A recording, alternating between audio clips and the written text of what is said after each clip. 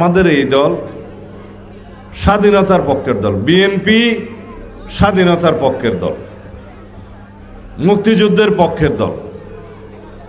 এই দল গণতন্ত্রকে বারবার রক্ষা করেছে, গণতন্ত্র প্রতিষ্ঠা করেছে, বহুদলীয় গণতন্ত্র প্রতিষ্ঠা করার দল, সংসদীয় পদ্ধতির সরকার প্রতিষ্ঠা করার দল বিএনপি, তত্ত্বাবধায়ক সরকার পদ্ধতি প্রতিষ্ঠা করার দল বিএনপি। এই দল দেশের উন্নয়ন, অগ্রগতি, নারী শিক্ষার সমস্ত ক্ষেত্রে অভূতপূর্ব উন্নয়ন সাধন করেছে।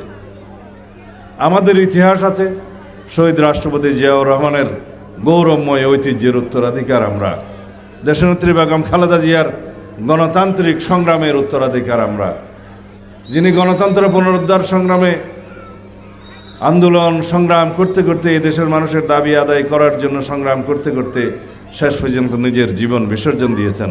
আমরা তার উত্তরাধিকার।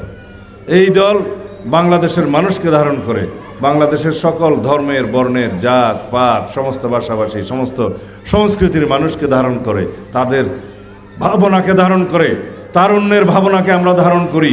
এই দেশ একটি মেধা নির্ভর, জ্ঞান নির্ভর, প্রযুক্তি নির্ভর বাংলাদেশ হিসেবে গড়ে তুলব ইনশাআল্লাহ। আমরা সেই লক্ষ্যে বহু কর্মসূচি আমরা দিয়েছি।